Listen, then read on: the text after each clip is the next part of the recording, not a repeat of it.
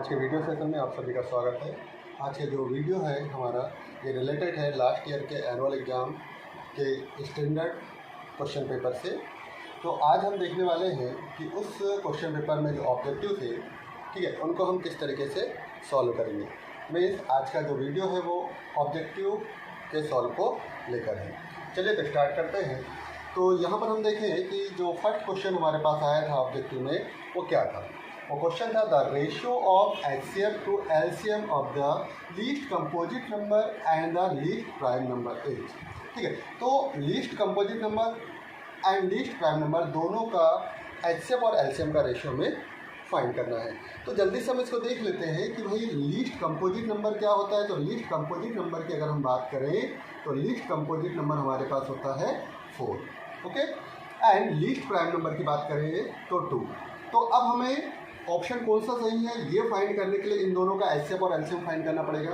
तो यहाँ पर हम देखें कि भाई composite number 4 and prime number 2 आ गया। दोनों का अगर हम एचसीएफ फाइंड करते हैं तो सिंपली है कि दोनों का एचसीएफ हमारे पास आएगा 2 एंड दोनों का जो एलसीएम आएगा वो क्या आएगा 4। तो दोनों का रेशियो आप देख लेते हैं भाई। सबसे पहले एचसीएफ है, एचसीएफ और उसके बाद एलसीएम है। तो एचसीएफ हमारे पास आया 2, ओके, एंड एलसीएम आया 4, ओके। अगर हम डिवाइड करते हैं तो तो ये आ जाएगा 2।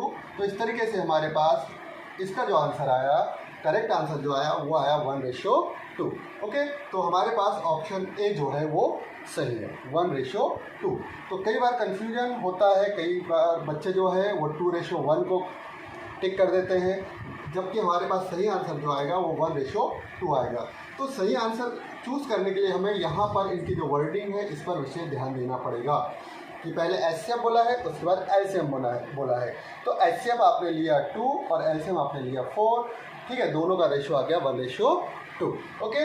इस तरीके से हम सही ऑप्शन को चुन सकते हैं जल्दी से, ओके स्टूडेंट। अगला क्वेश्चन हमारे पास है एमसीक्यू का, the roots of the equation x² + 3x - 10 = 0। Means ये जो गिवन इक्वेशन है इसके रूट्स हमें फाइंड करने हैं, वो भी 1 मिनट के अंदर, ठीक है। तो ये क्वाड्रेटिक इक्वेशन है। क्वाड्रेटिक इक्वेशन के रूट्स फाइंड करने के लिए आपको इसका मिड टर्म स्प्लाइट करना होगा, मीन्स फैक्टराइजेशन मेथड से आपको फाइंड करना होगा। तो इसको हम देख लेते हैं, x² + 3x - 10 = 0। यहाँ पर हम फर्स्ट टर्म और लास्ट टर्म का प्रोडक्ट फाइंड करेंगे तो -10 आ रहा है और मिड टर्म हमारे पास है 3, ओके। तो यहाँ पर जो प्रोडक्ट है उसके हमें इस तरीके के फैक्टर फाइंड करने हैं कि सब्ट्रैक्ट करने पर 3 आ जाए हमारे पास और प्रोडक्ट उसका -10 हो।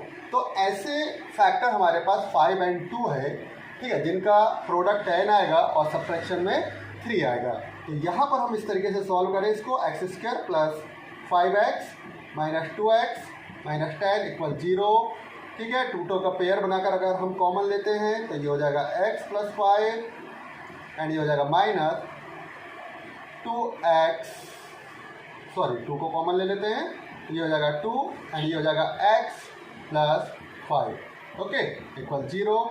तो 2 फैक्टर हमारे पास हो गए, x + 5 एंड x - 2 = 0। तो यहाँ पर रूट्स हमारे पास आ गया x = -5 and x = +2, means 2 and -5। तो यहाँ पर हम देखें ऑप्शन में 2 एंड -5 हमारे पास ऑप्शन ए में है। सो इस क्वेश्चन का जो ऑप्शन होगा वो ए राइट होगा, ओके। इस तरीके से क्वाड्रेटिक इक्वेशन के रूट्स आपको फाइंड करने हैं, ओके। चलिए अगले क्वेश्चन की तरफ चलते हैं। Question number 3। ये क्वेश्चन हमारे पास है, the next term of the AP √6, √24, √54h। Means आपको नेक्स्ट टर्म फाइंड करनी है, ठीक है। तो नेक्स्ट टर्म को फाइंड करने के लिए ये जो पैटर्न है या ये जो एपीस है उसकी कंडीशन हमें समझनी पड़ेगी, ओके। तो हम यहाँ पर सबसे पहले ये जो रूट वाले नंबर्स हैं इनको सिंपल नंबर्स में, मतलब सिंपल फॉर्मेट में हम देख लेते हैं। जैसे √6 है, ओके, एंड √24 को अगर हम फैक्टराइज करते हैं तो इसको हम लिख सकते हैं क्या, 2 × 2 × 2 × 3, ओके। लाइक दिस √54 को हम लिखेंगे क्या,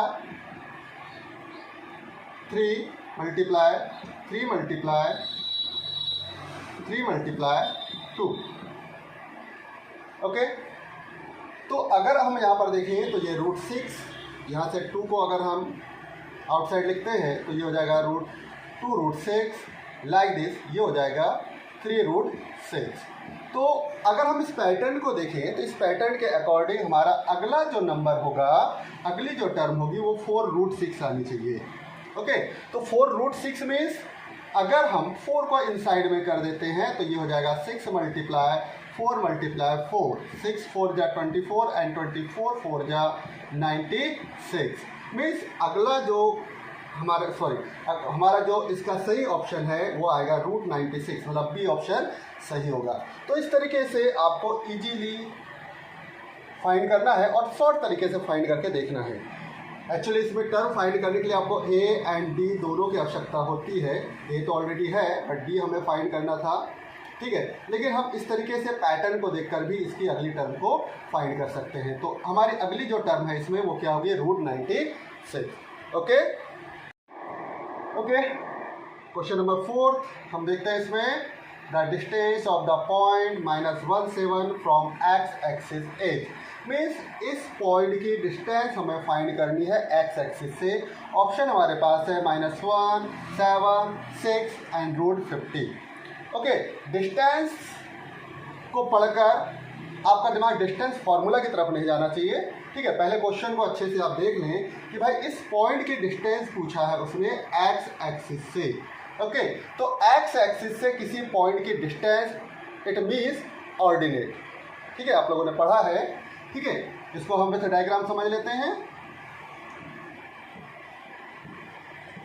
ये हमारे पास है एक्स एक्सिस एंड ये वाई एक्सिस।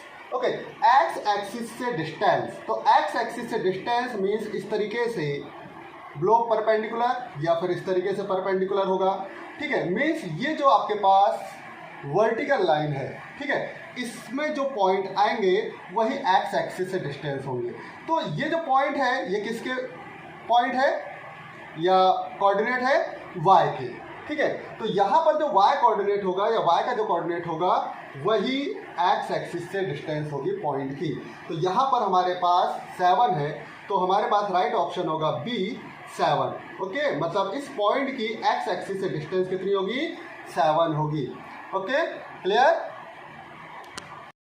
ओके स्टूडेंट, अब हम नेक्स्ट क्वेश्चन देखते हैं, क्वेश्चन नंबर 5। ये जो क्वेश्चन है ये सर्कल से रिलेटेड है। देखिए क्या है question, what is the area of a semi circle of diameter D. Means आपको सेमी सर्कल का एरिया फाइंड करना है और उस सेमी सर्कल का डायमीटर है डी। तो सबसे पहले सेमी सर्कल की बात करें तो उसका एरिया अगर हमें फाइंड करना है तो सर्कल का एरिया हमें पता होना चाहिए। तो सर्कल का एरिया का फॉर्मूला हमारे पास होता है πr², ठीक है। तो r जो है ये है रेडियस, ठीक है, और रेडियस जो होती है वो डायमीटर की हाफ होती है। ओके, सो r की वैल्यू हमारे पास आ जाएगी कितनी, d/2, ठीक है, डायमीटर की हाफ। अब ये हमारे पास है सर्कल का एरिया, बट हमें सेमी सर्कल चाहिए, मतलब हाफ ऑफ सर्कल, तो यहाँ पर हम इसको 1/2 लिखेंगे। ओके, एंड r की वैल्यू d/2 पुट कर देते हैं, तो ये हो जाएगा आपके पास 1/2 pi into d/2 whole square. तो क्या हो जाएगा ये 1/2 पाई इंटू d² अपॉन 2² क्या हो जाएगा 4। ओके, मल्टीप्लाई अगर हम करते हैं तो ये हो जाएगा 1/8 पाई d²। तो ये जो ऑप्शन है ये हमारे लिए राइट है, ठीक है। Means option C is right option of this question. Clear. तो इस तरीके से हम ऑप्शनल वाले क्वेश्चन को सॉल्व कर सकते हैं जल्दी से जल्दी। तो आज के वीडियो सेशन में सिर्फ हम 5 ही क्वेश्चन देखेंगे, ठीक है। इसके आगे के क्वेश्चन हम अगले वीडियो सेशन में देखेंगे। ओके, अगर आप स्टूडेंट वीडियो का पसंद आया है तो इसको लाइक और शेयर ज़रूर करें और चैनल को सब्सक्राइब करें। Thank you.